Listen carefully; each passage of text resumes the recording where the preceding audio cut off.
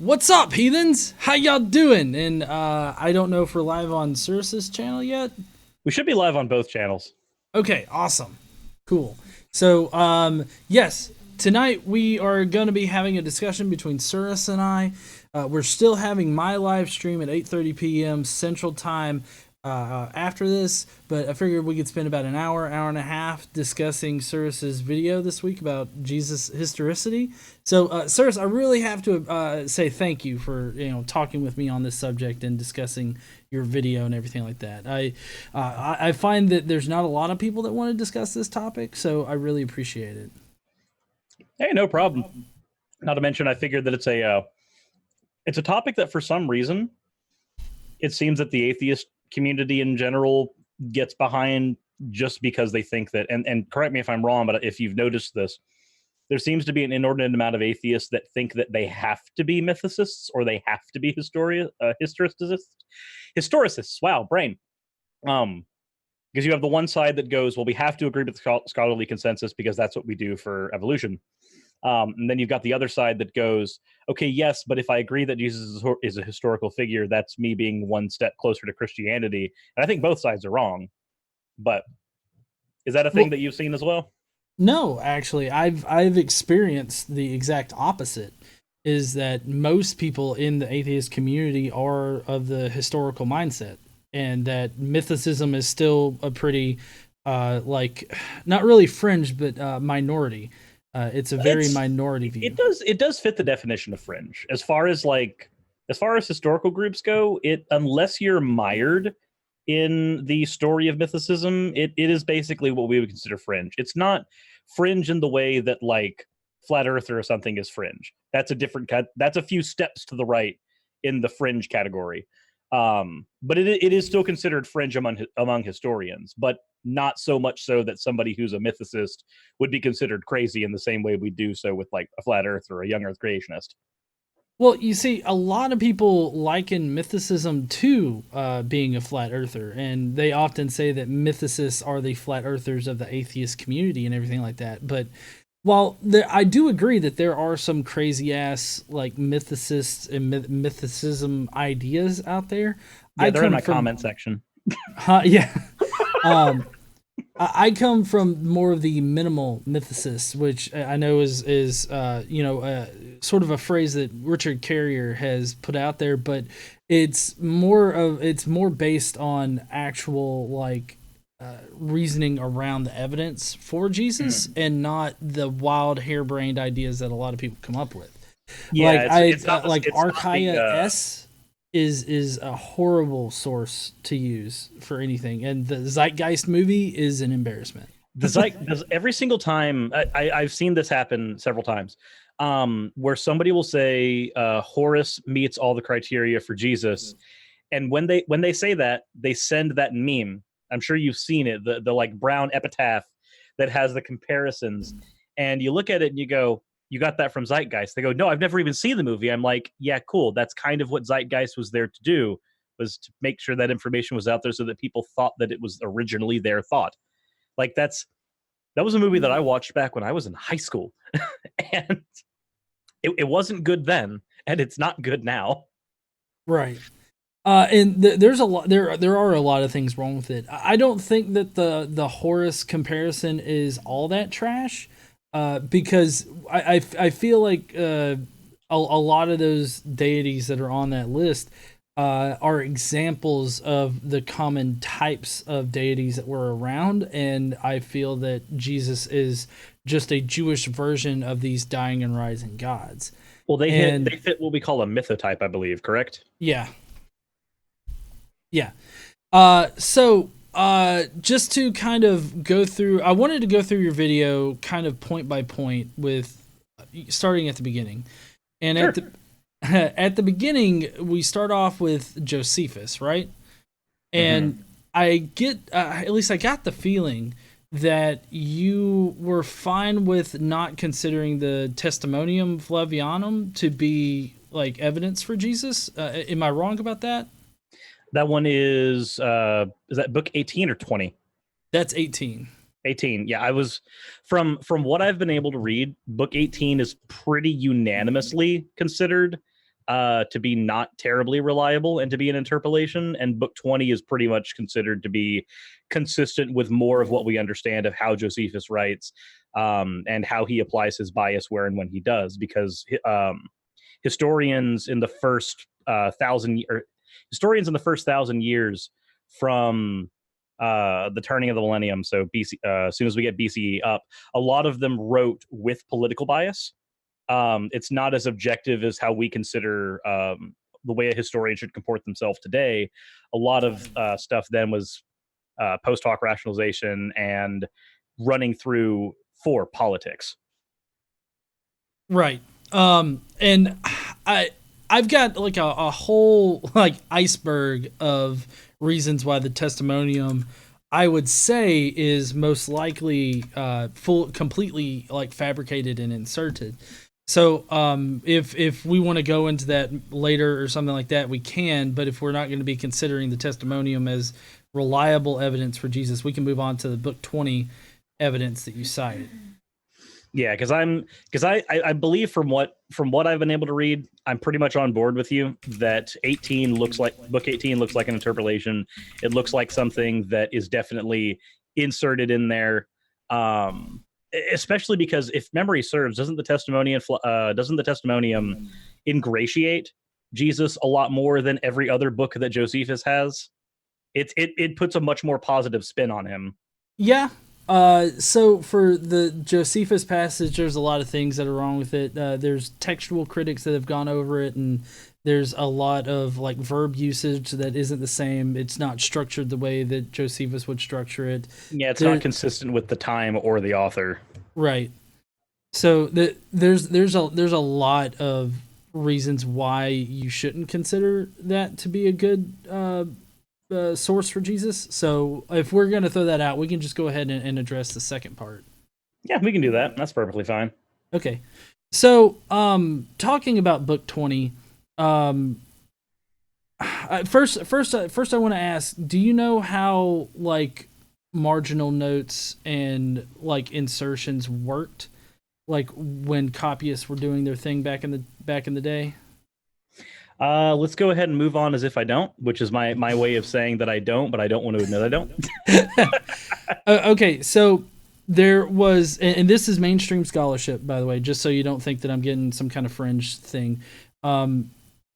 They never indicated whether or not it was a marginal note meant for later, just for that person, whoever was reading it, or if it was an actual, oh, I forgot this here, this has to be inserted.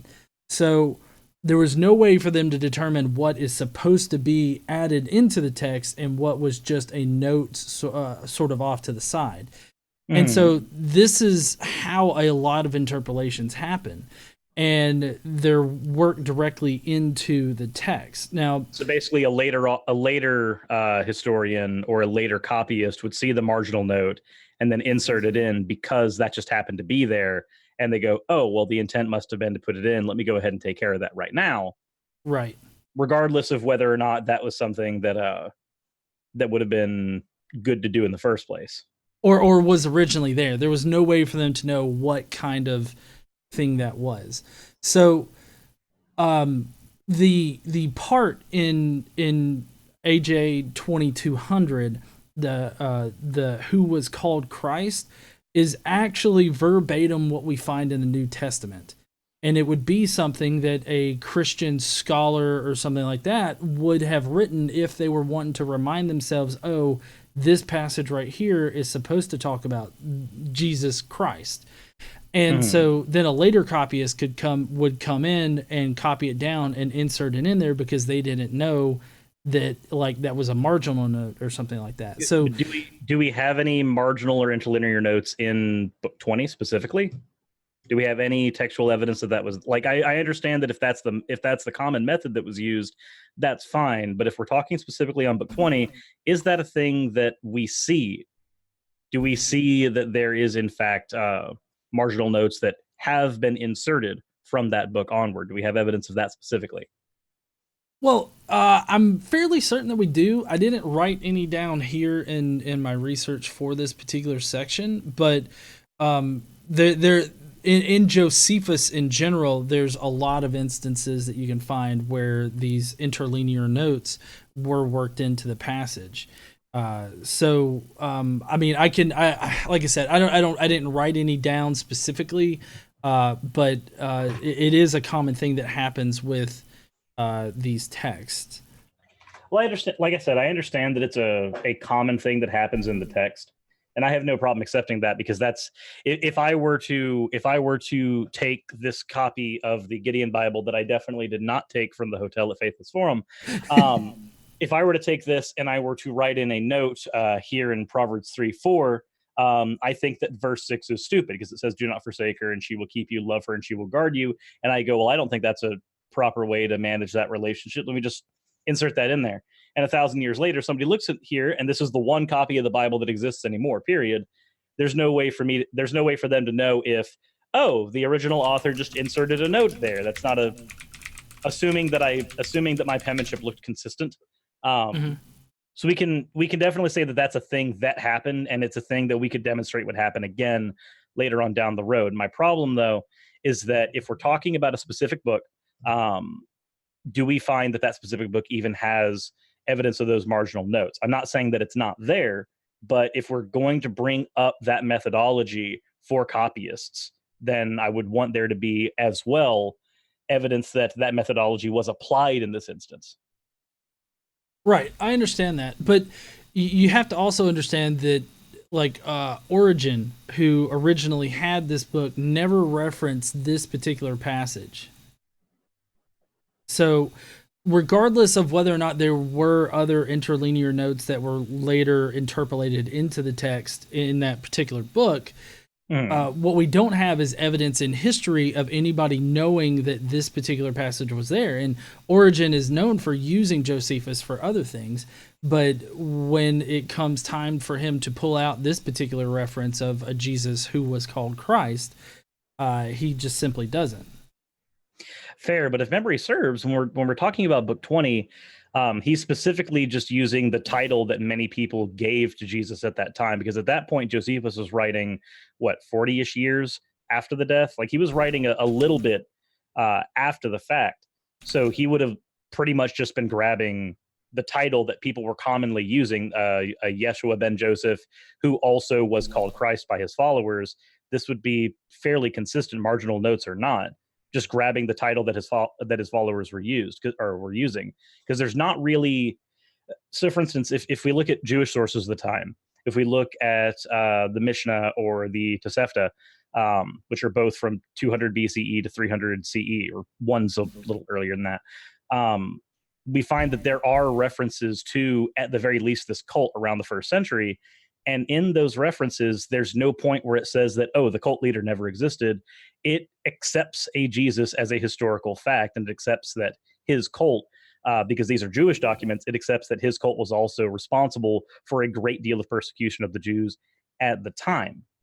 So even with marginal notes, even with all that, what we have is one historian, Josephus, who, bias or not, does write, or it seems to be writing, for a Jesus who is considered a Christ.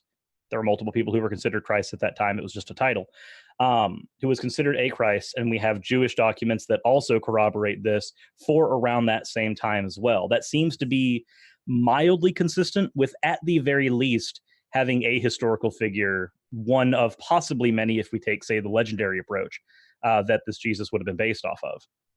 Because I think you and I both would agree that the Jesus depicted in the Bible is definitely not what we're looking at, because there's no point that you or I would agree that this person turned water to wine. There's no point we would agree that this person reattached an ear through essentially magic, and there's no point where we would agree that this person came back to life.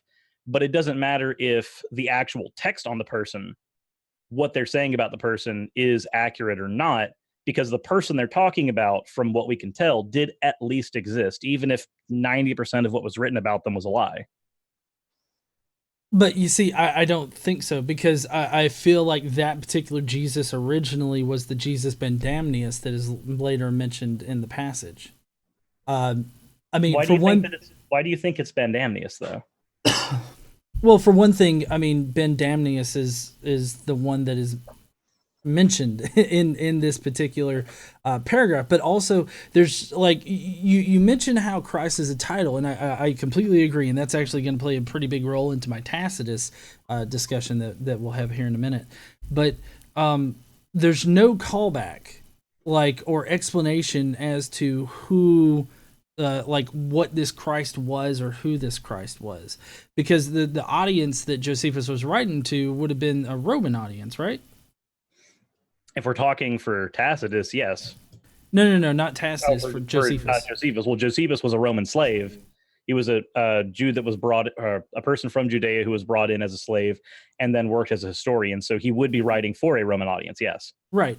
So, I mean, he would have to somehow explain it. Like, for instance, in that very same AJ 2200, he makes a callback to who the Sadducees are, indicating that they've already talked about them. So if, you know, that these are the same people that we're talking about, but he makes no kind of callback for this Christ that he's just sort of pulling out of the air here.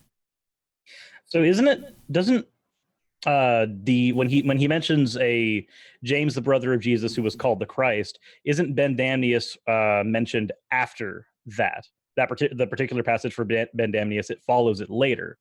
Right, at the very end. You and I can at least both agree that Josephus does not write about one Jesus. He writes about at least three, possibly more. At three Jesuses. Well, what do you mean? You've never. That's actually talked about even in Richard Carrier's book on the Historicity of Jesus, that there are at least three Jesuses that Josephus throughout his works talks about. Oh, sorry. I thought that you were talking about in that one paragraph.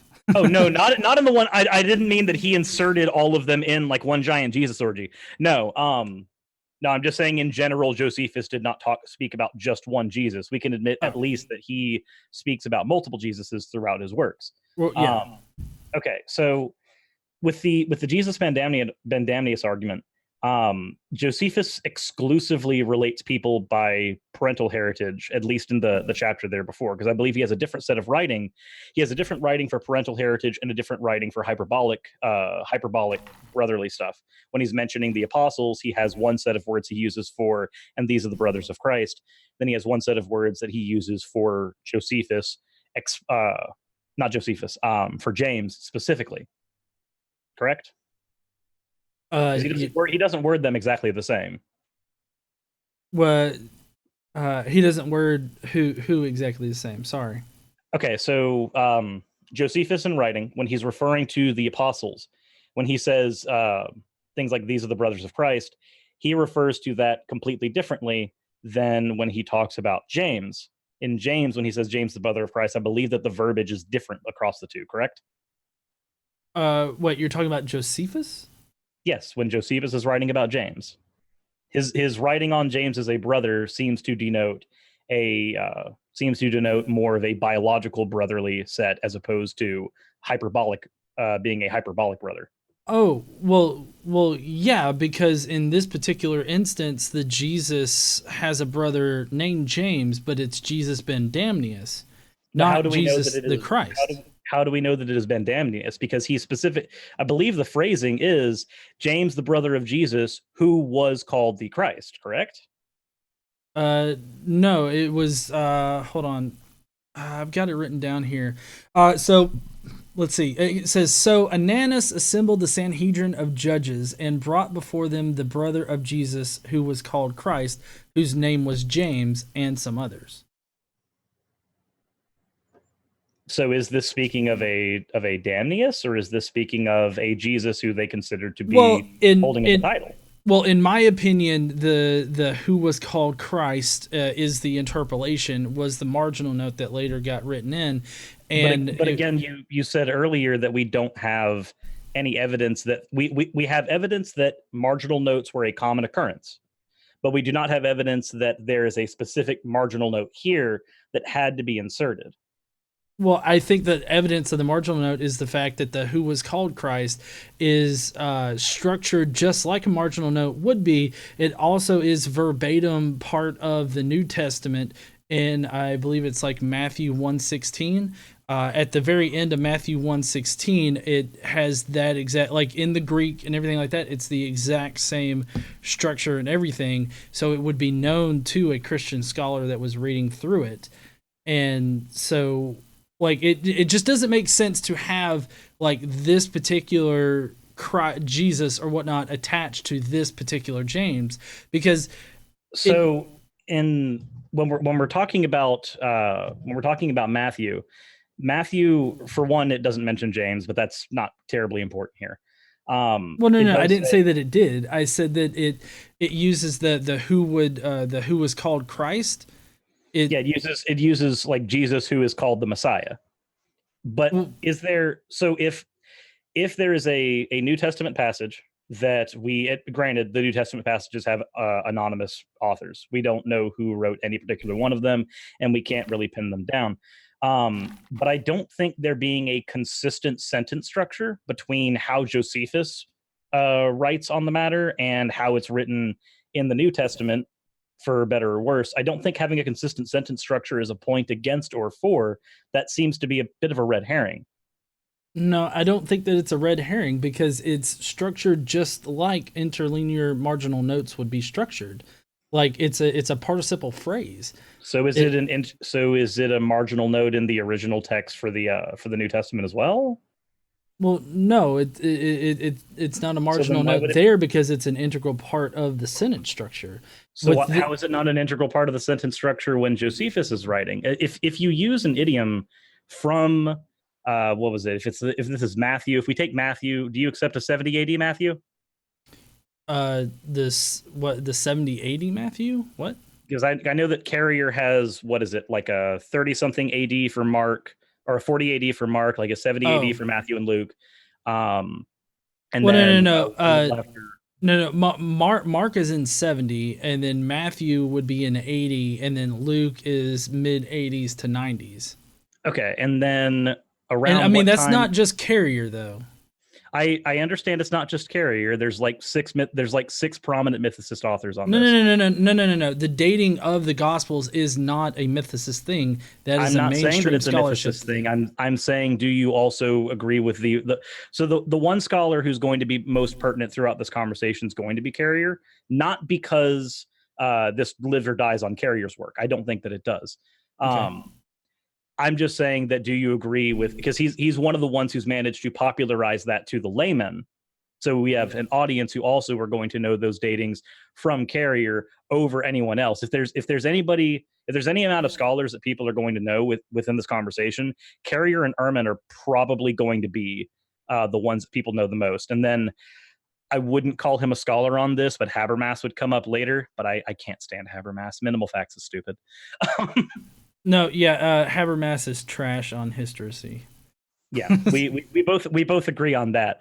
I cannot stand him whenever I've had the conversation with somebody who is a minimal facts person, and they say, well, do you accept these minimal facts? I go, it doesn't matter if I accept the minimal facts. Do we use that method to determine historicity of any character ever? Well, no, we don't. Okay, cool. So you're special pleading. Excellent. We can now move on. Gary Habermas doesn't matter. So if we have a Matthew that's written in 70 to 80 AD or 70 to 80 BCE, around what time would Josephus have been writing originally? Let's see. Josephus, I can't remember the exact date. I'm wanting to say that it's around like 90 or so. I'm not sure. So is it a terribly hard stretch to take, if we accept that Matthew was written between 70 and 80, and just a decade or two afterwards we have Josephus's writing, is it terribly hard to expect that he would have taken the idiom himself, as opposed to there having to be an interpolation? These two things are almost contemporary. Well, no, I mean, there were obviously people using the Christ title by that time. I mean, Paul was writing in the 50s, so the Christ word, I mean, was being thrown around. But you see, my argument doesn't hinge on that. My argument hinges on the fact that it makes no sense to connect Jesus Christ to this particular James, because this particular James doesn't die in any kind of way that is known in Christian theology. So it doesn't make any kind of sense to state it there. So does Josephus write about how James dies? Joseph or Josephus writes about how this James died. And does James die in Christian theology? Does he die in the New Testament? Well, I mean, he dies in Acts. He's described as dying in Acts through, I believe it was stoning, or no, by the sword. Yeah, and then in this one, he's stoned. He had James, but the James that died in Acts was brother of John, correct? Well, I mean, James the Pillar is a brother of John. Yes. Okay, so we have two different. We have a James, the brother of Christ, written by Josephus, dying differently than a James, the brother of John, dying in Acts. The James that's in the New Testament is the same James that Paul talks about in Galatians 1:19. So in Galatians 1:19, Paul is talking about a general Christian, which we can get into later if we can make it that far. But the James the Pillar, which is who it seems to be talking about here, I mean, you have to understand they die in different ways. I mean, they do die in different ways, but from what it looks on the text, it also seems like they may just be different people. It seems like we have to do a lot of reading into these two characters in order to try to synonymously throw them together as the same person. Not to mention, I thought that you were making the case that this James that's right here is the same James the Pillar. No, I'm saying that the James, brother of John, that died by the sword, which if we're taking Acts, we know that there's 7. We know that there's at least 7 letters that were written by Paul that are true, and 5 that are interpolations. Correct? Sorry, I didn't catch that. What?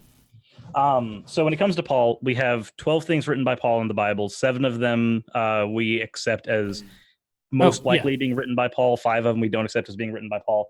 Hold on. So give me 1 second. 10 by... Trying to remember which books we actually have as written by Paul that are correct here. 7 books are undisputed. If you allow me just a moment here. Trying to see here. Because I know there's 7 that are not disputed. Okay, so it's credited with Hebrews, though the letters, there would be 14 books in total. Okay, so I can't find the ones that are actually considered undisputed. So if you know the ones that are undisputed off the top of your head, that would be awesome. Because I do not remember. I'm fairly certain that I used to know, but... Okay, so the letters from Paul that we consider authentic seem to be 1 Thessalonians, Galatians, Corinthians, Philippians, Philemon, 2 Corinthians, and Romans. The ones that were pretty evenly divided on are Colossians and 2 Thessalonians. Okay, so Acts is not one that's... Who was the author of Acts? Is that Luke? Same person that authored Luke.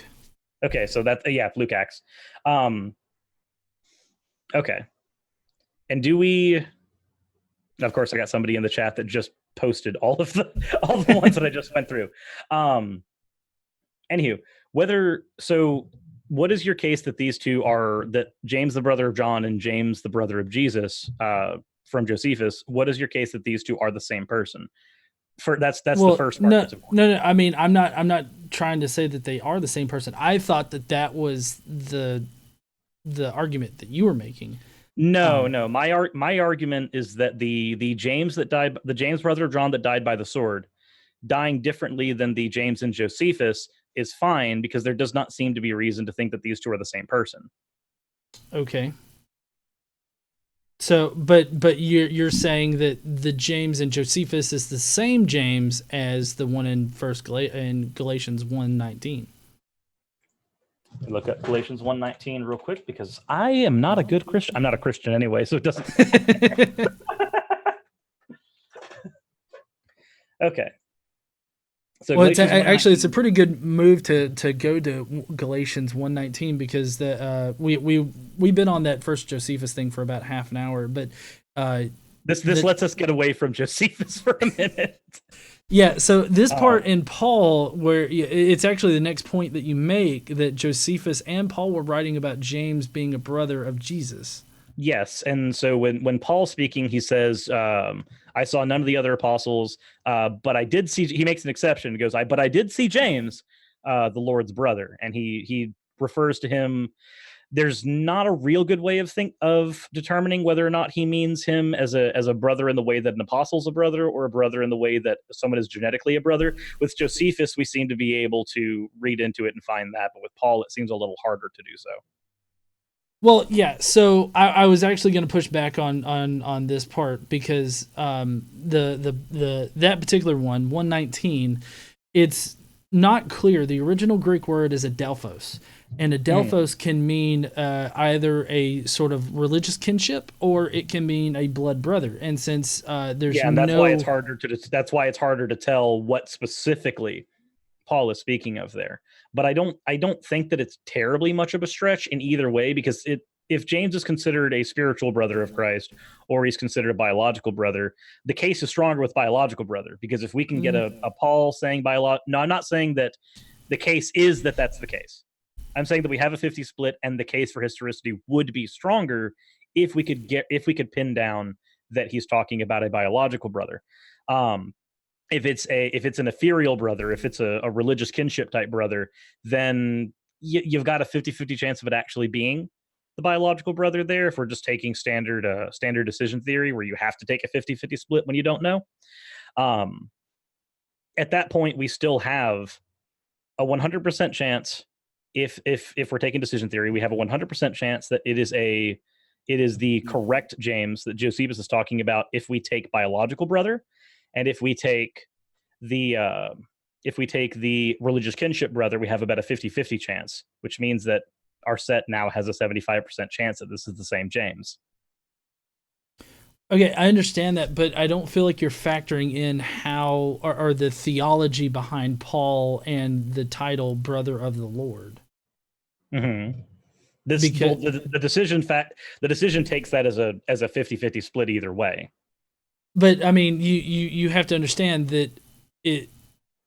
I guess I can understand that position, but you have to understand that brother of the Lord, like everybody that's a baptized Christian is a brother of the Lord. It's part you become part of the Lord's family. My argument didn't rest on that. That's so with decision theory, when you have the two things, when you have a chance of it being, when you have just as much of a chance of it being the biological versus it being the ethereal, you take the 50-50 split.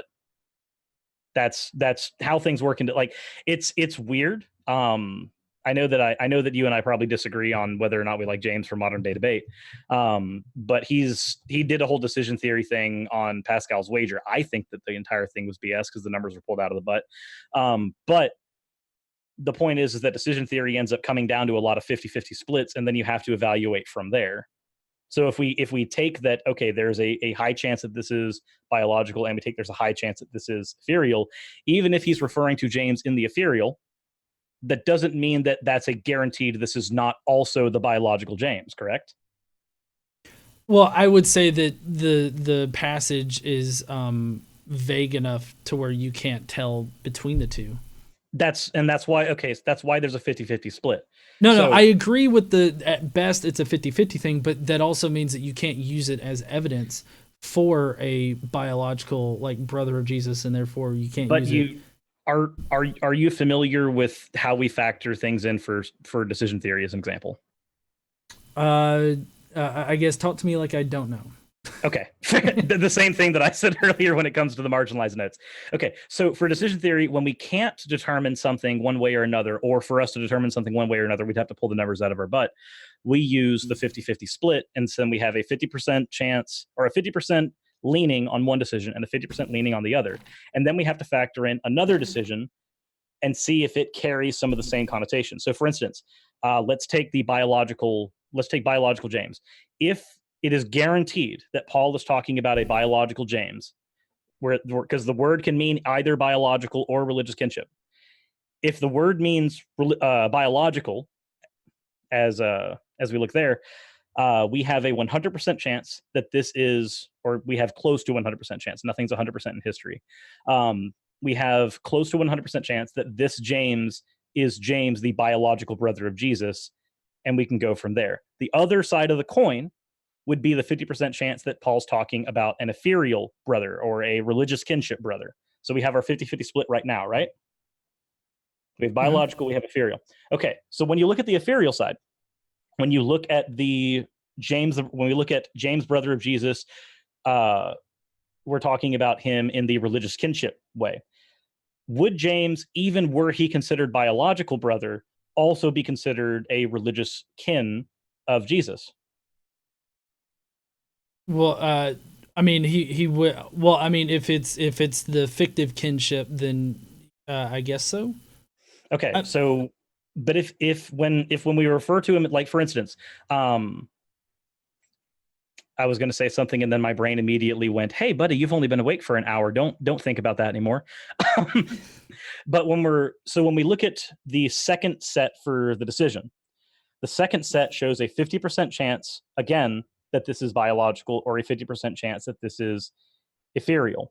Because even if he's referring to ethereal, that does not denote that he is not also biological. There's nothing about him saying this person is also a religious kin of the Lord that says that this person is not also biological, because we're talking about James. The same way we'd be talking about Mary as a religious kin. She would not stop being biological kin. She would be both. So we have a 50-50 split again, correct? Well, I mean, you would have a 50-50 split again, but you would also still have more, like, even if you cut that half, into half, like on top of the already 50%, you still have more of a percentage that it's a fictive kinship than it would be a brotherly one. That ends up being more of a percentage for biological kinship, because when you take that second set, when you have a presently set 50-50 split, and then you have a second set of a 50-50 split here with the ethereal, you have your I wish I could do share screen right now so I could do it. This works so much better with a graph. Just imagine a circle graph here.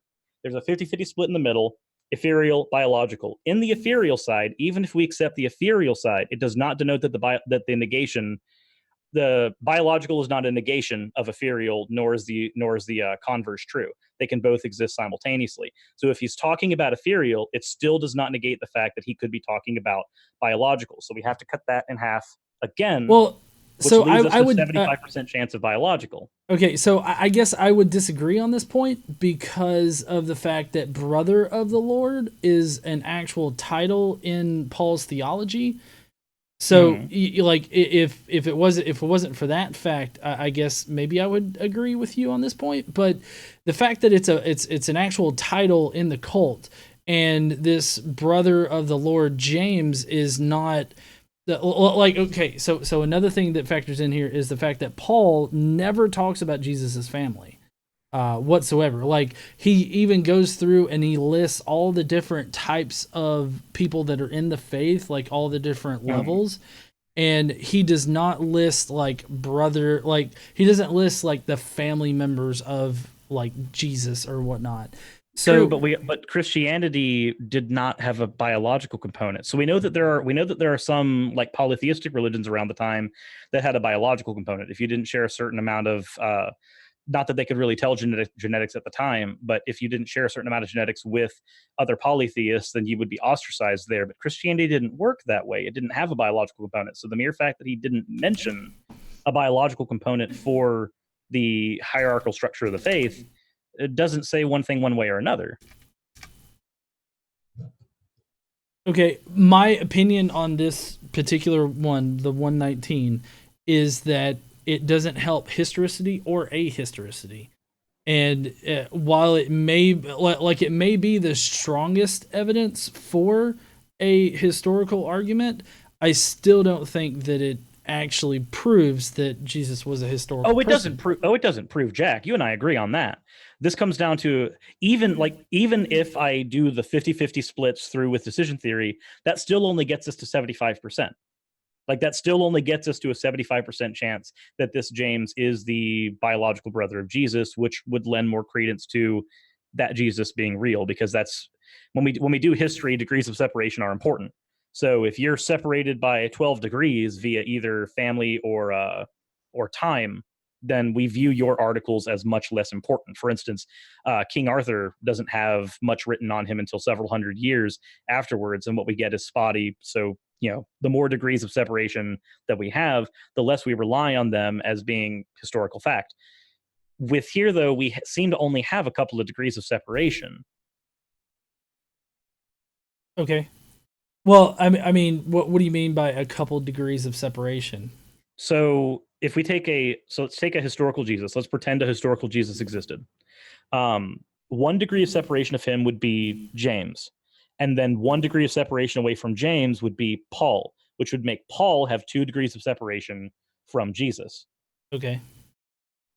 Whereas if we're dealing with a character like, again, King Arthur, if we've got 12 generations after the supposed Arthur protecting the Anglo-Saxon tribes and leading to the establishment of Britain, if we take that entire legend, we don't get much writing on that until several generations afterwards, at least 12 degrees of separation.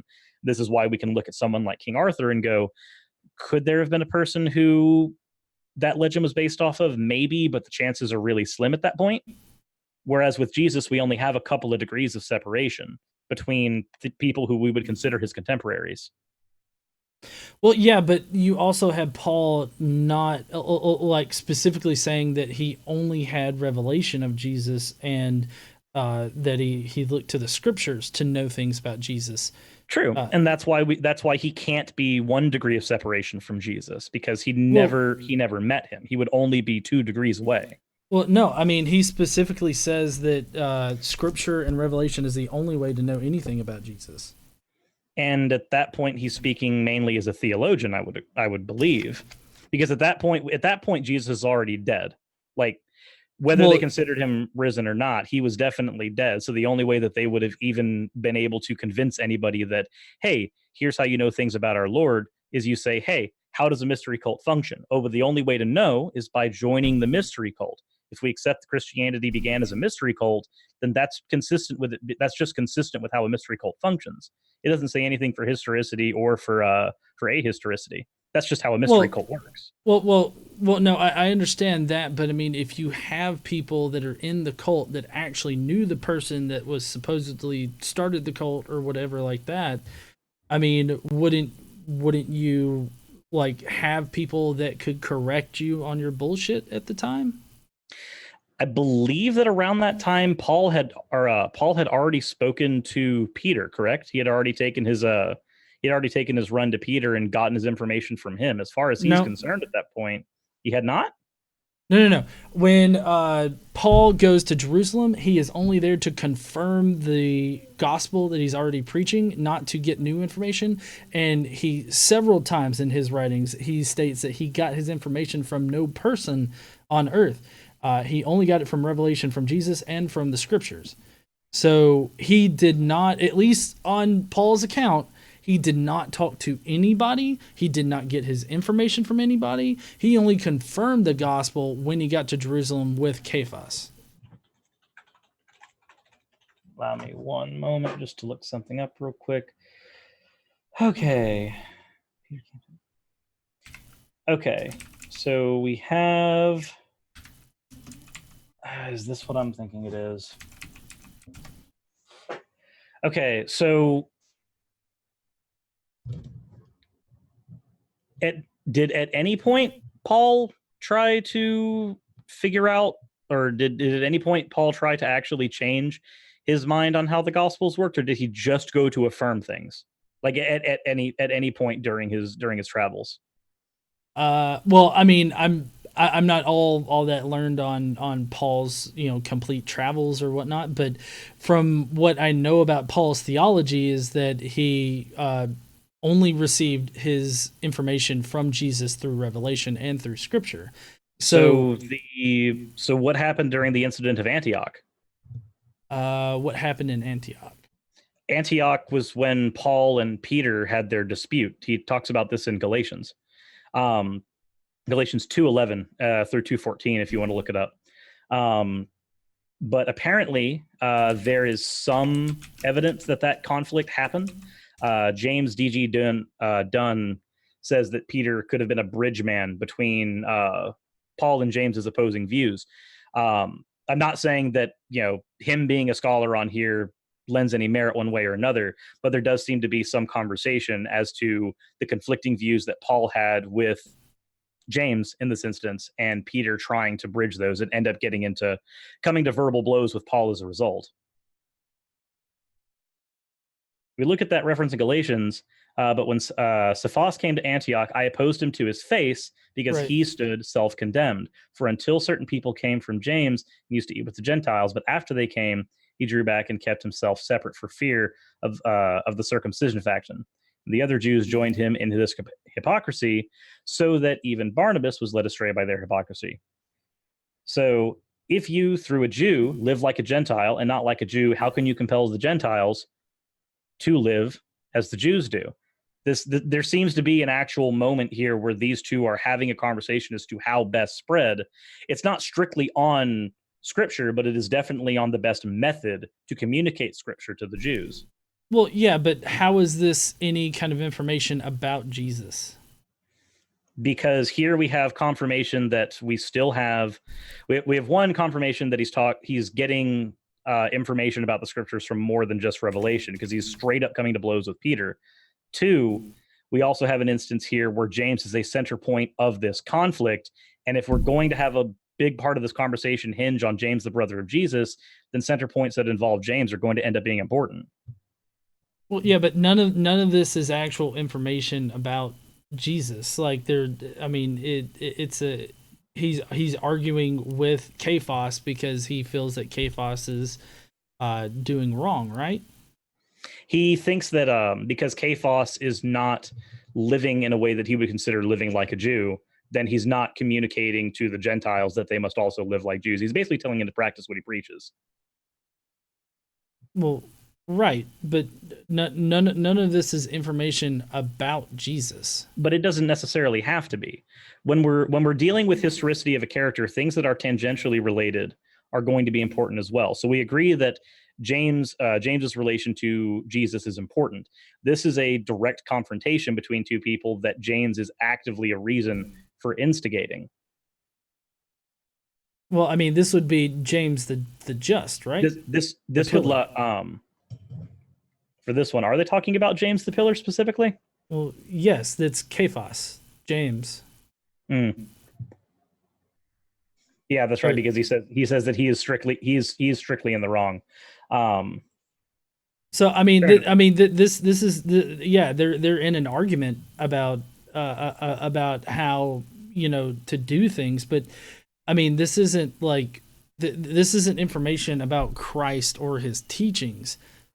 So I get that you think that it's important because we have a link to James here, but you have to understand that when Paul is talking about how he gets his information about Jesus, it never comes from like human people on earth, and this is not anything that is a teaching about Jesus or information about Jesus. Even if it isn't information about Jesus, though, we still have a conversation about doctrine dealing with James. I would be perfectly fine ceding the point if that is necessary, but at the same time, it still seems like, for instance, if you and I were having conversations, and we're contemporaries of, let's say, Godless Cranium, and you and I are having a conversation about what Godless Cranium said to do to promote his channel, and you and I disagree on what he said to do for promoting his channel, this argument would start to seem pretty silly if Godless Cranium, who we are contemporaries of, didn't exist. Would you agree that that's the case? Well, no. Even if he was dead. Well, no. I mean, I think that if we both think that this person existed, I mean, I would think that if we both already thought he existed, regardless of whether or not he actually existed, I think that still makes sense. And I think the fact that nobody is there to objectively say, well, no, that's not what he said, then, I mean, and we're all just arguing based on our opinions about what he said or what he meant. I mean, I don't see how that's in the positive for historicity. Because when you have people who are discussing let's say Godless Cranium was leader of a cult, and then that he died tomorrow, and then one of us one of us thought that he came back to life. No, let's not do that. That would be silly. Um, for us to be having this conversation, we have to at the very least agree that this person exists for this conversation to have any merit. These are contemporaries that do not dispute that this person existed. They would have every reason not to, especially because Jewish tradition at that time wasn't very friendly towards the Christians. They'd have every reason to deny the historicity of their cult leader, because that would be fastest way to pretty much destroy that cult. Oh, your cult had a leader. Well, that leader didn't exist, and here's why. There's no cult without a leader. This is, though, not a thing that Jewish historians or even any Jewish literature at the time tried to acknowledge. Well, no, well, okay. So for one thing, we have 2 Peter where they actually make up like an actual interaction with Jesus that never happened, and it's all because of the Christians being charged with following myths or whatever. So I mean that's directly in the Bible. But also, if we applied your same logic here to the Roswell crash or any other UFO things, I mean, how would that pan out for those? Like, can we not have an argument over, how many aliens were recovered at the crash site of Not the necessarily. Roswell? This isn't necessarily the same thing, because historical events and historical people are 2 different conversations. We can agree that a person existed, but a lot of the information surrounding the person can be factually incorrect, but the person themselves still exists. So when we're arguing an incident at Roswell, we're not having a conversation about the historicity of a person, a mere person existing. We're having conversation about a series of actions, and this is something that is completely different. Well, no, because we're arguing over whether or not aliens existed in Roswell at that time, and whether there were actual aliens there. So I mean, I just don't see how the logic plays out when you compare it to other like things that happened. So for this conversation to work, we would need to insert a third party. This third party is going to be Peter, not from the Bible. That's his last name. So we have Peter, not from the Bible. I don't know why his parents gave him that last name. They legally changed it because they were assholes. But we have Peter, not from the Bible. We would have to have a Peter, not from the Bible, who is saying that they were at Roswell at the time, and me and you are now arguing over the particulars that this third person, Peter, who says that they were at Roswell at the time, was there. This isn't a correct comparison unless we insert this third person, because here we have Paul and James in a disagreement, and the person who's trying to be the middle ground to say, no, I was actually there, I heard the guy, would be Peter. So if we're going to have this conversation over historicity of an event at Roswell, we're going to have to throw in a person who claims to have been there during the time that this was happening. It can't function with 2 people in one scenario and 3 in the other. Okay. Well, I'm just saying that if we transpose your logic to other things that we know to be like legendary accretions or whatever, I don't see how your logic actually flows. Like, instances. It doesn't flow if you take a 3-person conversation and transfer it to a 2-person one. It stops flowing correctly because if me and you were disagreeing on something that happened, like for instance, if me and you disagree on let's take a dumb conspiracy. Let's take the 9/11 conspiracy for a second here. If me and you were disagreeing on 9/11 for some reason, which I don't think we would, and then there's a person who was there and can say, well, actually, I ran down the buildings. I can tell you the time exactly that something happened. Granted, there's a lot of factors that could go in there as to whether or not their story is correct, because if they go into shock, that can affect a lot of things. But when we're having this conversation about historicity, what's happening between Paul and James is a disagreement, and Peter is trying to be the bridge between these two as a disagreement. For this logic to transpose elsewhere, you have to insert that person who says that they were in fact there. So 3-person UFO disagreements can't happen? I didn't say they couldn't. I didn't say they couldn't happen, and I didn't say they haven't happened. I'm just saying that for the logic to transpose, we have to make as many of the factors identical as possible. So just Okay. moving the conversation from 2,000 years ago to now and running it with two people who were not there at the event is not going to work the same way as two people who were not there at an event. Well, we can argue that James was or wasn't. And then a person who claims to have known the person, been there at the event, etc. These things, for them to transpose, must be more identical in structure. Okay, I feel like we're kind of going down a semantic rabbit hole trying to transpose the logic over. I still disagree that, your logic actually logically flows with the Paul and James and Cephas or Peter disagreement. But I mean, we've kind of been harping on this particular point for about half an hour. Do you want to move on to Tacitus? If you would like to move on to Tacitus, that's fine. Although there are some other areas we could move into. We've probably got enough time for one more. It seems that we've taken about half an hour on each point. Right. And I don't mean to like force you off of this topic. Oh, it's no, not. It's fine. Okay. You've got so for instance, I have not been able to have a proper meal since I woke up. I've thrown a little like Totino's pizza in the oven and scarfed that down, and now I'm sitting here with Sour Patch Kids and beef jerky in an attempt to make sure that my blood sugar doesn't drop anytime during this. So I have no problem with this getting cut off at any point. I just know that we've probably got time for one more topic of spirited discussion. So I could leave it up to you as to whether we want to talk about Tacitus or if we want to talk about something that wasn't in the video, which may or may not be important to you. We could talk about application of Bayes' theorem, and that's entirely up to you. Okay. Well, no. I mean, I was just going kind of point by point through your video, and I believe Tacitus is the next point.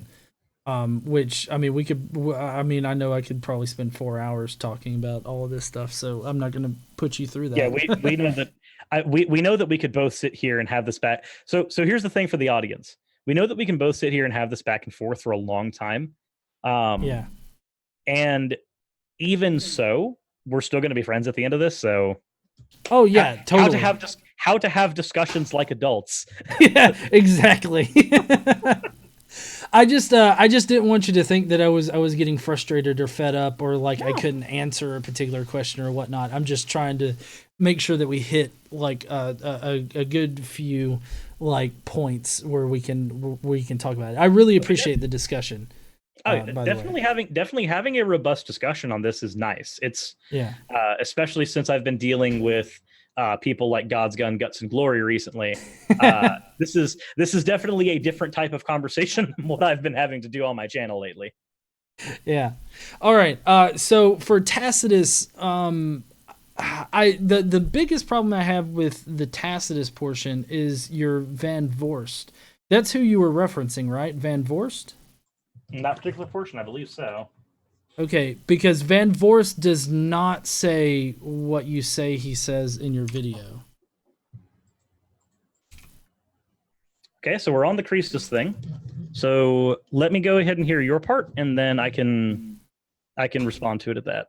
Okay, so just starting off on the tip of the iceberg here, if I give you that on face value, Tacitus is actually written by Tacitus, which I contend that it's heavily interpolated. The best that you could say is that Tacitus just records Christians being in Rome during the burning of Rome in the 60s. And I really don't dispute that idea. And the fact that Tacitus was in regular contact with Pliny the Younger would give him the kind of information that you have in Tacitus, even given at face value. So I think that there's plenty of options for Tacitus to come about the information about the Christian religion for him to be able to work it in there the way that it is worked in there. But even Van Vorst, the person that you referenced, does not actually agree that this particular portion says that Jesus existed in history, because quoting from Van Vorst's book Jesus Outside the Bible, it says, as R.T. Rance concludes, while the evidence from Tacitus corroborates the New Testament's accounts of the death of Jesus, by itself it cannot prove the events happened as Tacitus has been informed, or even the existence of Jesus. This latter, France correctly argues, has abundant persuasive evidence in the New Testament. Tacitus, careful historian that he was, presumed the existence of Jesus and had no reason to doubt it. So this isn't this is Tacitus getting information about the Christian cult or the Christian religion and presumed that this person existed in history and therefore wrote as such. So this isn't actual evidence that Jesus actually existed. This is only evidence that Christians existed in Rome in the 60s, and I really don't have a problem with that being a thing. Okay, but you do. So if you take Tacitus on his own, then I would agree with you that simply a person saying the cult, like we say let's say tomorrow, the flying spaghetti monster religion actually becomes its own full-blown cult and it has 2 billion people following it, we wouldn't then say, oh, well, there is a cult, therefore we definitely have to say that the leader of the cult is there. That's not the case. But Tacitus simply saying that, hey, a person named Jesus, or a person named Christus, rather, was executed. That doesn't say a whole lot against historicity. That's just him being that's basically just him being a historian, and a hostile one at that, making a point that at the very least, the cult leader who he's naming as Christus as his title existed. And even Van Voorst doesn't leave out the possibility of dependence of Tacitus and other classical sources on Christians. He holds that outside the New Testament, there's still a small but certain corroboration of New Testament historical traditions and family backgrounds. So Van Voorst still ends up being fairly on the side of historicity at that point. Well, I don't disagree that Van Voorst is on the side of historicity. What I'm talking about specifically is the use of Tacitus. Because if you could establish that Tacitus had independent accounts of these things, then you could definitely say that this proves that there was a Jesus in history. But to do so is to focus heavily on Tacitus as an individual without taking into account the fact that there's corroborating things that are happening here. You've got you have Peter, who we at least think existed, especially from one degree of separation from Paul, because Paul claims to have also interacted with him. We have the little bit of information from Josephus, and then you've got Tacitus, who's talking about this afterwards. Tacitus, I agree with you 100%. Tacitus on his own is not important for this. For instance, if I found a single coin that had an imprint of Caesar, we would not say that that is proof that Caesar existed. But when there's multiple things that corroborate, that's when we get to the point where we go, okay, there's a higher likelihood, because again, there's no way to determine 100% anything in history. We just have to go with there's a higher likelihood that this person existed. So we have a historian who has any.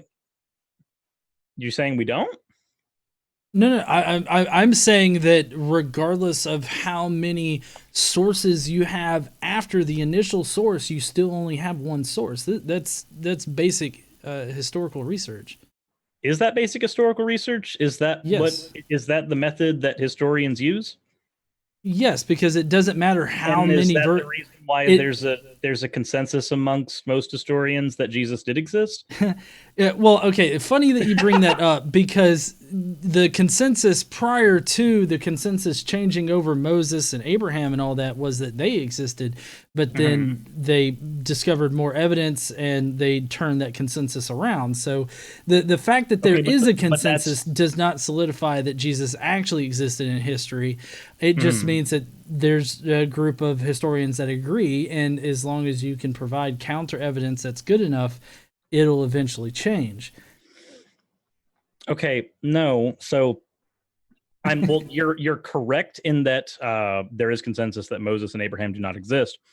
However, the mere fact that there are a couple people who are prominent figures in the Bible who we can determine through consensus more than likely did not exist does not necessarily mean that the same must hold true going on down the road. This doesn't, for instance, we would not say that, oh, well, why do you think that Paul existed? Well, we don't have anything that says that we have writings that are supposed to be attributed from Paul. but you don't say that a couple historical figures within the same narrative likely don't exist when these historical figures are several generations before who we know as Jesus. I don't see how this particular part links back to what I'm saying, because I didn't say any of that. It does actually, because if Abraham and Moses existed, would that mean that Christ definitely existed? No, I didn't. Okay. No. I was talking about the use of consensus, like because a lot of historical proponents use the fact that there is a consensus as evidence that Jesus existed. I'm not using it. Okay, so that would be what we call the genetic fallacy. That is determining. It would also be an appeal to authority. That would be determining the truth value of a claim based on the source of the claim. Historian says X, therefore X must be true. We both agree this is fallacious and it's a bad way to go about things. My argument was not and is not that historians say X, therefore X is true. My argument is that you said that we use X methods, and X methods lead us to Y conclusion. Historians use X methods, yet historians have not come to Y conclusion when we're talking about Jesus. This isn't even tangentially related to scholarship on Moses or Abraham. They are separate historical figures, even if they are in the same narrative. So if we have the same historical method being used that is determining that historians find that Jesus more than likely existed, why do they find that he more than likely existed? What is the reasoning? Yeah, okay, I get what you're saying, but that doesn't tie back to what I originally said, because what I originally said was it doesn't matter how many different copies of something you have, if it's all based on one previous source, you only have that one previous source, and this is basic historical research, like method. Like if you have one account that was written in the 50s, like Paul, then you have the possibility of Paul's theology, his writings, and everything like that affecting other accounts when they're so far down the line, like with the Gospels. See, that's why I really only consider Paul to be the best source for anything that we know about Jesus, because he was writing in the 50s, and then about, 20 to 30 years later, you have the Gospels being written. Well, that's more than enough time for Paul's writings to be in circulation and to be affecting the Gospel writers at that time. So just because you have like multiple copies or things that are being derived off of earlier sources, those later sources do not actually count as individual sources. They count as one source because they're all being derived off of the one source. So they do count as individual sources, and they do count as corroborative, but they do not count as independent of one another. Because we would agree, for instance, that when it comes to Matthew, Mark, Luke, and John, with the exception of John, but John's weird as fuck. It's very magical. We agree that there's at least 40% shared doctrine between the three first books, and then when you get to John, it's magic and unicorns and weirdness. I guess that makes sense. Hi, John. I'm kidding. I'm kidding. But so we agree that these things share a lot of stuff, but they are still considered independent sources there. They're not. The Gospels are not independent sources. They are considered individual sources that corroborate one another. They are not considered independent of one another. Basic historical methodology is we don't care if something is independent. We care if there's individual things that corroborate. Whoa, did you just say that in historical research we don't care if there's independent accounts of things? I'm saying that it doesn't say whether one thing is historical or not. If you have individual corroboration over 100 years, for instance, that for historical methodology lends credence to a higher probability of the person existing. Independent or not, that still ends up functioning. Yeah, but I mean, that doesn't, like, if you have one source that claims that somebody exists, and then all these other sources, quote unquote sources, use that one source, then you only have one source. Like, okay, so let me give you a for example, right? So in examining the Testimonium Flavianum, there's this one argument that says that there's a redacted version of the Testimonium that actually dates back to Josephus. But Alice Wheatley, she actually did an analysis on the sources or whatnot for those particular redacted versions of the Testimonium, and there's a Arabic version and a Syriac version. Both of those sources trace back to Eusebius, and since they trace back to Eusebius, that still makes their sources Eusebius. So Eusebius is the only source there for those two things. So you can't say that those two corroborate the fact that Josephus actually wrote a redacted version of it, because the closest or the most that you can trace them back to is Eusebius. And so you really only have Eusebius's version of Josephus. So while, like, for instance, the Gospels may corroborate the theology of Christians at that time, it can do nothing to corroborate the fact that Jesus existed. It doesn't pile onto it. Like, it doesn't help the historical argument that those four different things exist. So I'm not saying that that's incorrect, but when we have, like, as an example, let's say that we have,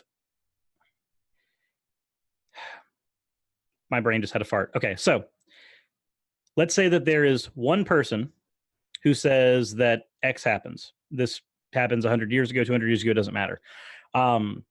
And then we have a few individual witnesses who see that happened, but they write about this at staggering times, 5 years off of one another. If these things are consistent with what is being said there, do we instead have multiple individuals that are writing on the same instance, or do we have people copying each other, even if they're writing several years several years staggered off of one another? Well, no, okay. So you're saying that if you have a group of people that witness an event and then they staggeringly write about the event? Yes. Okay, but that's not, I mean, you were harping on me earlier about not having an appropriate analogy, and now you're using an inappropriate analogy here, because that's not what the Gospels were. The Gospels are not eyewitness accounts. No, we agree on that, because they're written far on after the point. But my point is that when we have the same thing happen for a verbal tradition, because a lot of stuff back then was still more verbal, people didn't record everything in the same way we do now. Even historians, as we agreed earlier on, wrote with political bias. The entire idea behind getting information down as accurate was a little different and a little swayed compared to how we look at it today. If you have those individual verbal cases that say that, oh, well, Jesus at the very least existed, and you have that happening multiple times, and this is where you get writings on it later from Paul and moving on to the other epistles, then would you not count those verbals as the original? Well, I mean, you don't really have evidence of the oral history that existed prior to that. I mean, you can suppose some things are verbal, but I mean, you don't really have direct evidence that they actually are verbal. So we'd have no evidence, even with a Christian cult, that there were people speaking about a Jesus. We would have no evidence when there was a cult that existed before Paul. No. Okay. So what I'm basically saying is that you can't discern between just mere belief that he was in existence and an actual existence. Okay. Like, so how would you discern between those two? You can't really discern between the two, but when you're dealing with historicity, if multiple people in a region believe that a person existed, the only thing we can do outside of having a time machine is to go and look at what people believed about the people that existed around them. And if they believe that person existed around them, then we accept that there's at least a higher likelihood this person existed. Otherwise, we would have to be skeptical of every person who existed in history ever and pretend that they did not exist. No, I mean, any good. But we don't make this case for somebody like Alexander the Great as an example. Well, but I mean, you can show how he existed, and everybody in history. I mean, I would hope anybody would be skeptical of the things they did and the very fact that they existed. But see, the point is that we actually have evidence of those people existing, whereas with Jesus, I don't think that there's any We have direct contemporary evidence that, of Alexander the Great. huh? We have contemporary evidence of Alexander the Great. Well, I mean, you're kind of twisting 400. things around there. I didn't say like contemporary evidence because if we want to talk about standards of evidence, I mean that's a little bit complicated of a thing because like, you can have people that are quoting or writing from things that are not extant anymore, but they would be considered viable sources, even if that's the only ones that we have. But even then, we don't have a clear picture as to what was actually originally written. We just have to trust that that person correctly copied the quotation from whatever they were writing for. We have that multiple times in historical studies where somebody has quoted from a book, and the only reference that we have is that person's quote. Mm-hmm. But we know that they were writing like around the time that somebody was writing or something like that, or somebody existing rather. So, I mean, honestly, I've kind of forgotten what got us on to this particular tract. We started on Tacitus. We got to Van Vorst. And then from Van Vorst, I think we hopped down a rabbit hole and one of us hit our head. And I'm not, and we landed at the bottom of the rabbit hole, but I'm also not sure who landed first, so I'm not sure which one of us is accidentally copying a feel. But I know that we're at least at the bottom of the rabbit hole.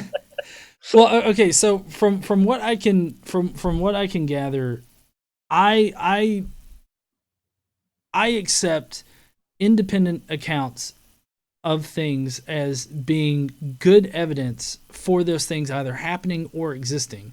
But you seem to not require independent accounts. You seem to be fine with just a general agreement upon people that believe that something happened.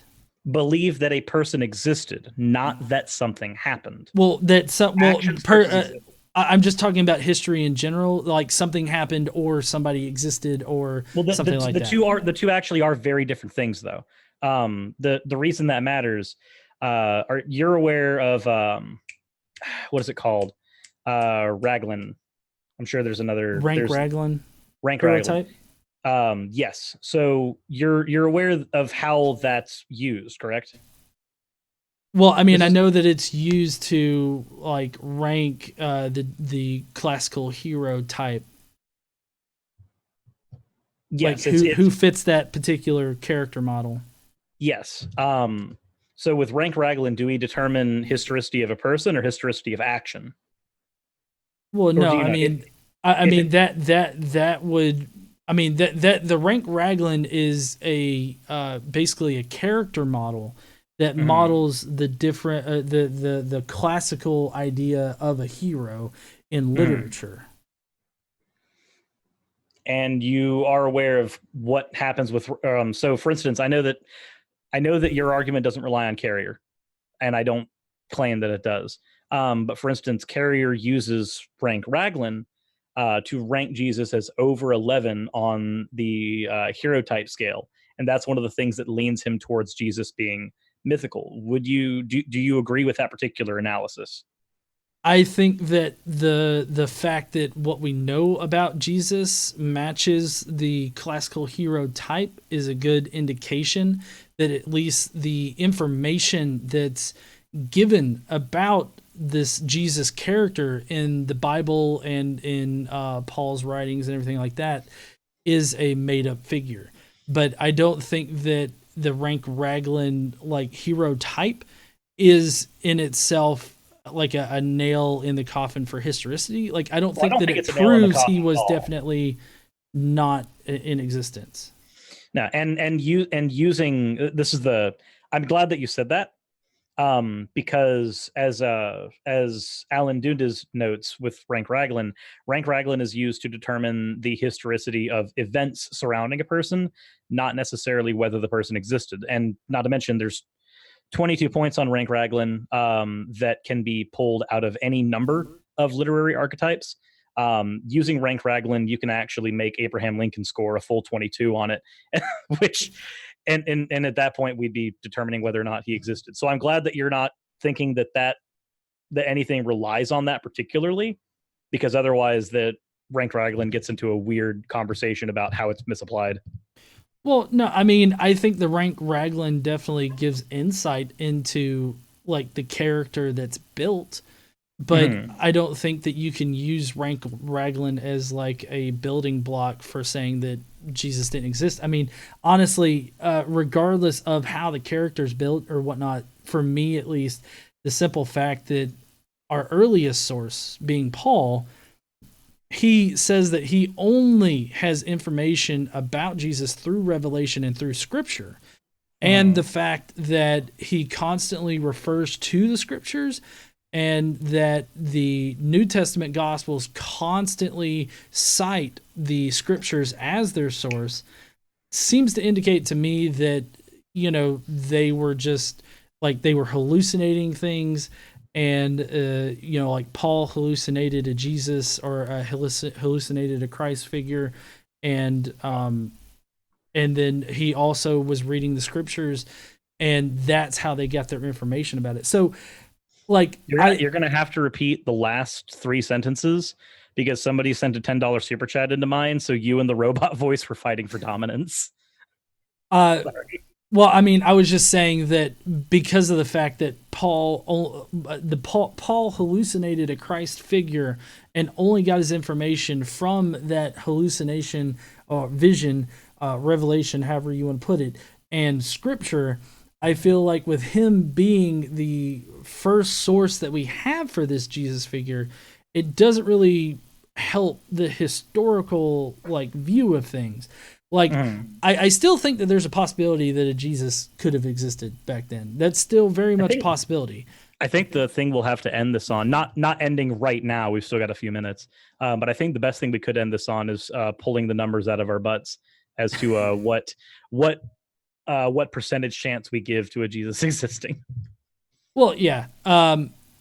For me personally, I mean, I do go with Richard Carrier's assertion that it's a 2/3 chance that he didn't exist, but I feel like for me, what puts me in that particular bracket is the fact that we don't have any independent sources of Jesus actually existing, and the earliest source that we have of him existing is from Paul. And he only cites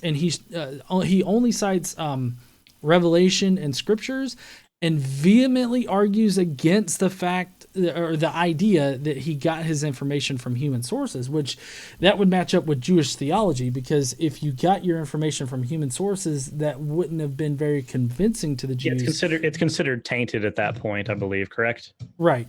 So, I mean, he would only have been able to have gotten his information from Jesus or the scriptures, which is God's word.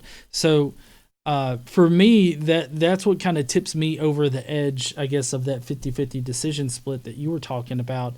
It tips me over the edge, the fact that Paul has that particular position on, you know, Jesus existing, or Jesus and his whole manifestation. See, for me, okay. So I think where the crux comes down to is, would you believe that there's a historical figure that existed that was the beginning of the cult, but practically everything that was written about them, sans, say, the baptism by John and his execution, everything else is basically a lie? Well, no, I mean, the baptism by John, I wouldn't say that that's a historical event. At most, that I could agree to is that there's a possibility that Jesus could have existed. I don't know if that answers your question. Okay, I'm just the only reason I say that is there are some New Testament. Hold on, Casey just did a donation, so the robot voice font. Thank you for the donation. I'm also sorry that I haven't been reading super chats as we've been having the conversation, but since we're simulcasting this to 2 channels, I don't want to. do that. I can get the super chats when we're done. Yeah. Very quickly. But so, and James Dunn is one of a few scholars, or a decent chunk of scholars, who think that the only two events that we can accurately show as most likely having happened when it comes to Jesus are the baptism and the crucifixion. I'm willing to just go with the crucifixion. I don't even care about the baptism because I don't think that lends anything one way or another. For me, my thought process is that I think that it's more likely that a historical Jesus existed, but a legend was built around him that is essentially all false and fabrication at this point. But that at the very least, a person was there who started the mystery cult in some form or fashion, or even was used as a scapegoat to start the mystery cult. I think there's a point where where Carrier argues that the author of Matthew seems like they're trying to take a historical figure and warp them into a hero, basically. And I would say that that's something that I could find is likely true. It still means we have a historical Jesus, just that all the actions surrounding them are false. For instance, if somebody said that Suris went to the moon, that's definitely a lie. And all the adventures that I would have to have on the moon at that point are a lie. But it doesn't necessarily say that I somehow didn't exist as a result, even though there were like a metric fuck tons of lies about me after that point. Right. Well, I mean, for me, it still just all hinges on the actual evidence that we have, and that would be, Paul being the first one and what Paul says about Jesus. For me, I guess that would be the linchpin. And I mean, I know that you disagree that Jesus, or the Christ figure, the Messiah, being an archangel in Jewish theology doesn't seem to factor in for you, which maybe we can cover at a different date. But for me, that is a pretty big indication too, because then it's not just the Jewish Christians just making up somebody out of the blue. They were expecting it, and a lot of people. It's at this point they're attaching him onto an archetype they were expecting. Right. And so, I mean, just all of that evidence compounded and put together, and when you consider all that, for me at least, puts me on the side of a historicity. But I understand that it puts you on the side of historicity. True, and I think that just comes down to how we evaluate that particular thing. So here's my proposition. So I'm going to be doing some more videos on historicity going forward, mainly because it was requested of me a few streams ago to do more videos on history on my channel. So I'm going to be doing some stuff. Some of it's going to be like the historicity stuff, where it's nice and light, and we just go through some series of facts that could lead people one way or the other on a decision. And then sometimes we might cover something like the desecration of Nanking. I didn't want to say the actual word that historians use for it, because that I don't know how dicey that would be on your channel. Are you familiar with that event? No. Okay. Don't. It's one of the worst examples of human depravity. In short, basically, Japan found a settlement in China and did every immoral human thing possible to it. Like, if you can think of a horrible thing, it was done to those citizens in that day. Wow. It's gross, but it is something that I wanted to cover on my channel, just so when somebody asks, hey, do you think that people are that bad? I can go, well, actually, yes, I do. I think we have capacity for great horrible things. But point being, I am going to be doing more episodes on historicity on my channel eventually. As I do those episodes, I would have no problem having conversations with you about them as they come out, because I'm sure we're going to come to disagreements throughout them. So that's something you're up for. I'm okay with that. Okay. No, I've thoroughly enjoyed having this discussion with you. I have as well, even if I randomly got a crap ton of dislikes. Oh, you did? Oh, dude, hold on. Let me go to the actual video itself, because I can't see them all in real time. Let me move on to the video and see where we're at. Oh yeah, no.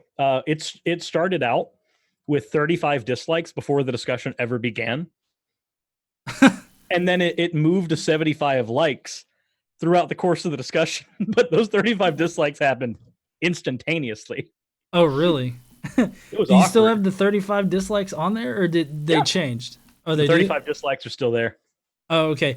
I do not advocate for anybody disliking a video just because it's a topic like this. Like I very much advocate for people to listen to both sides, and just because I come to a different conclusion than Suris does, that doesn't say anything. Like, I liked your video. I thought that, like, at every point I was like, well, I disagree with that. Well, I disagree with that. But I didn't find myself being like dislike. But even so, even if you get a dislike, I mean, that's still engagement to the algorithm. So yeah, it's a good, like, dislikes aren't bad, and people who spam dislikes on things they don't like are just helping that channel out. But that said, I will say this. So before we move into what our percentage chances are on historicity, which I think is the best thing we could close out on, pretend it's a straight epistemology thing at that point. But before we do that, I would like to ask your opinion, because this is something that I am very concerned about. That video has a very different aesthetic look than every video I've ever produced. Mm-hmm. Should I make the next any historicity videos that I do, whether about this or Fall of Rome or anything like that? Should I maintain that look? Oh, yeah. I mean, I thought, like I said, I thought your video had a very nice look to it. It had a very good flow. You tackled, each point, and then you moved on, and, you changed up the different looks. You had the different avatars going and everything like that. I thought that was a very engaging video. Okay, then that's what I will continue doing forward on there. I just want to make sure that if I'm going to be putting more work into an episode, because a history episode takes a lot more work to do than a response to some idiot parroting Gary Habermas, for instance. I'd like to just guarantee that, okay, people are looking at it, they are engaged. Whether they agree with me or not, I've at least produced the best video I can. So, that said, what percentage chance do you put on at the very least, a Jesus existing? Oh, a Jesus existing. I mean, I'd have to stick with the 33%. The 33? Yeah, on a Jesus existing. I still think that there's a chance, but I feel like it's a very low chance. And even if there were a lot of Jesuses that existed at that time. I mean, even prior to the 0 AD time split right there that we work off of. I mean, there were Jesuses existing, and Jesus or the other version of it, Yeshua, Joshua. I mean, was a very spiritual name to the Jews. So I mean, obviously, also an incredibly common one. Like 1 in 26 people in Judea had it at that time. Right. And so, I mean, I still think that there's a possibility that it could have existed, that person could have existed or whatnot, but I don't think that we have any clear indication that would link him to the actual Christian cult that started. Okay. And then for me, I think I sit about 65%. I was at a clear 50-50 split about a year ago. Around the time we met at Faithless Forum, actually. Because I had just read Richard Carrier's work, and I had just gone through stuff on Bart Ehrman, and I was sitting very firmly at 50-50. Now I'm leaning just ever so slightly, 65% into historicity. Not any higher than that. I'm not gonna go like randomly full Christian. He definitely existed, and he died for my sins. This one, I'm not a Christian, so that would be really dumb for me to do that. But so you sit at 33% and I sit at 65%, and that's where we sit right now in this random street epistemology joke that may or may not land. No, yeah. And I mean, like I said before, I'm totally fine with people, thinking I'm either completely and utterly wrong. But the problem that I have with a lot of the historical argument is that they base a lot of their idea off of the fact that a consensus exists, or that historians say these things. And I find that just as problematic as you do, because that is just that's the genetic fallacy. Yeah, no, I agree. Crap out of me. No, yeah, I'm very glad that you feel that way too, because I feel like more of the conversation should happen around the actual sources of things like we had tonight, because I think that we had a good 30-minute discussion on each one of these things that we were discussing, and we could totally go more into it if we wanted to. But I think that we had a very good, proper discussion on it. I do too. I enjoyed this. But that said, if you guys enjoyed it and you guys are not subscribed, if you're looking on my channel, of course, and you're not subscribed to Godless Engineer, please go ahead and go do so. I've already, I was trying to make sure that I had put your link in my description already, but I have. So we have some people who aren't cross-pollinated between the two. Go ahead and subscribe over there. And if you're on GE's channel, I'm an idiot. Don't come here.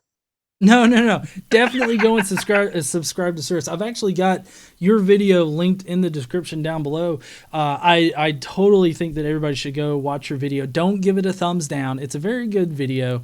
Just go and check it out, and leave Suris your thoughts. I saw people leaving their thoughts on your thing, and while some of them may be crazy, I thought some of them had some pretty good ones. They were the ones that you hearted, though, so I think that we're probably of the same mindset when it comes to the comments. Yeah, because even people who didn't agree with me, but I thought had a good method behind why they didn't get explained it, those were usually the ones that I was hearting through that, which is usually the case. Now, this is not the case whenever I'm dealing with something that I know 100%. When somebody says that I'm wrong on that, when somebody does that, I won't hurt the comment, because I'll just go, okay, that's fine. Usually that's when I respond to them and say, hey, we can have a discussion if you want. Yeah. No, me too. I say that as well. But I didn't know if you had any people that were asking questions of me on your stream, because pretty much everybody that commented or tagged me in a thing was really just asking me about my thoughts on things. So I couldn't pay attention to the chat as much as I wanted to. I saw super chats when they came in, but for most of the chat, as that was scrolling, I realized that when it was scrolling, it was really hard for me to listen. So I ended up just looking away from the chat. Okay. So, but when it comes to super chats, I am going to go ahead and go through those. I've only got a handful on mine. If you want to bounce between the two of us on super chats. Okay. Yeah, I've only got one. So only one? Yeah. Damn. How many viewers do you have on yours? I've only got about 50. Okay, I've only got about 90, which is low for me. I'm usually sitting like 200 to 300. So yeah. I mean, okay, that makes sense though. If you've got fewer viewers on there, fewer super chats makes sense. The first one I have is from Cy Srenka for $2. Jesus is real. He's from Iola. I met him at Mickey D's. Let's see. I had a question in it that's not a super chat, but it's from Zero. I remember it says, one thing I want to ask, do you think non-mythicists are gullible, or do you think there's a legitimate dispute over what the facts imply here? And no, I don't think that non-mythicists are gullible, like, whatsoever. I think that they are, that non-mythicists definitely, like, there's definitely an argument to be had around this, and I definitely want to see more discussion around the topic, because a lot of people out there are like, oh, it's so ridiculous to even question this. It's like, I don't know about you, Suris, but whenever somebody tells me it's ridiculous to even question this, you shouldn't even want to ask this question, just makes me want to ask the question and figure out like what the actual evidence is myself. Oh, agreed. That's the whole reason that on my channel I'm Suris the skeptic, not Suris the atheist or anything like that. It's the reason that I'll put sources when I'm doing a breakdown of somebody's video. I'll usually just go, and I have a source for that, and there's a source for that, and in the description you'll have a source for that. Look at the historicity video for Jesus, and look at the list of sources in there. I try not to come without sources. I try not to do that, because I think by saying it's stupid to question X, it doesn't get you anywhere for conversation. It doesn't do anything functional, except for shutting down conversation. At that point, my question would have to be, why are you trying to shut down conversation? Yep, I agree. So the next super chat I have is $5 from Biblical History Skeptics. There's no textual evidence of any marginal oh, that's the thing that I brought up earlier in there. That's just saying that there's no textual evidence for marginal interlinear notes on there. Oh, like in Josephus? For book 20. Book 20 specifically. 20? Well, see, I still disagree that there has to be like other like interlinear notes in order for there to be one interlinear note. It just kind of seems fallacious to me. That's fair. And the next one is also from them. It tells us Tacitus had no knowledge of a celestial Jesus by which to doubt him. That shows the Well, celestial Jesus wasn't prevalent if it existed at all. So that's not even a point that I brought up during it. I don't think that was a point that either of us brought up, is it? no. I don't think that Tacitus thought about like a celestial Jesus. If anything, Tacitus thought about like a earthly sort of earthbound Jesus, but that's only because, well, like Van Voorst said, that it corroborates the New Testament and what Christians were just generally saying at the time. So at that point, Jesus had been euhemerized in my worldview. Okay. And then we've got a $10 one from Jake 3D. The Synoptic Gospels do not cooperate. Cooperate? I think he meant corroborate each other. They are word for word copies at 45% to 90%. I guess the 90% would be like Matthew and Luke. Matthew and Luke are like disgustingly similar. In the original Greek, and it depends on which two books you compare. So yeah, again, if it's Matthew and Luke, I agree with the 90%. They're eerily similar. The only one that seems to have a lot more original stuff is John, but then again, John also has the absolute most magic ever. It puts My Little Pony to shame in the amount of magic that it contains. Let's see. My next question that I had on my stream was how many people can verify Josephus was not also fictional? I think that we have enough writings, directly from Josephus at the time, as well as other corroborating facts about Josephus to say that he actually existed. But I also think that the historicity of any historical figure would be up for question. Like I'm not of the mindset that people shouldn't question things about it, because that's the only way that you learn like the information. True, because at that point, if I were to come to somebody who was a mythicist who who just held that because, for instance, they were a Carrier fan, as an example, and I said, okay, well, why is X the case? And they said, well, Carrier says, then I would probably sit there and laugh. Just like if you were to ask the same of me, why is X the case? And I said, well, most scholars say, then Right. you would laugh your ass off at me for the exact same reason. I think luckily both of us managed to avoid that the entire time because both of us do independent shit. Well, no, yeah, I agree that both of us don't like to use the argument from authority type of argument. Because it doesn't matter that the authority said that it's true. That doesn't say anything for good or ill. That just determines whether or not you trust that authority. Right. Then we've got the 1999 super chat from Caitlin Chloe. Good talk, Suris. Pizza on me. Hopefully we get to see you all again soon. Well, you guys don't live terribly far away from me, if memory serves. Just one state over. Yeah, you're on the worst state though. I don't know. I think there's a race between Mississippi and Alabama for worst state. I think Alabama's currently pushing it with the girl who got shot in the stomach recently. Yeah, I mean that's kind of that's a weird situation, but yeah, it's not very good. No, it's not. Here. Well, welcome to Alabama, everybody. Yeah, exactly. Please run for governor. Make that place better. No, I would not get voted in for governor. Okay, so I did have a $10 super chat that says, I'm not a mythicist and I've read Carrier's book. Carrier gave Galatians 1:19 more weight on historicity, but the posterior probability still gave historicity a 1 in 3 odds. And that's true. Like Carrier says that the Galatians 1:19 is the best evidence that historicists can make for there being one, but I still, like Carrier concludes here, that it still only gives it a 1 in 3 odds or a 33% chance of him being historical, and I tend to agree with Carrier's logic on it, but again, like my whole view of mythicism doesn't hinge on Carrier; it hinges on the actual evidence.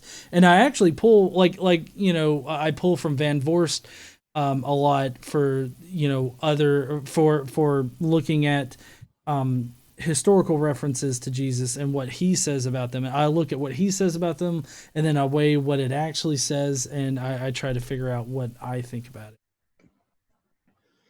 Fair enough. And then we have $2 super chat from Biblical History Skeptics. Jesus was real. He's under my desk. Oh. Yeah, I think definitely there's some lovely filleting happening there. I've been told not to tell you that I got another super chat after that. I've been told from the person who gave it, but I think KC's in the chat, so I think KC already saw it. I did have another super chat that is from Arduin. He just says beer, hugs, and beer for the both of you. Wait, is it beer hugs or bear hugs? Beer, comma hugs, and beer for the both of you. Oh, okay. Okay. For a minute there, I thought that was like beer hugs. Wait, what is a beer hug? Is that like a really sloppy hug where we've just got hops between us? Yep, exactly.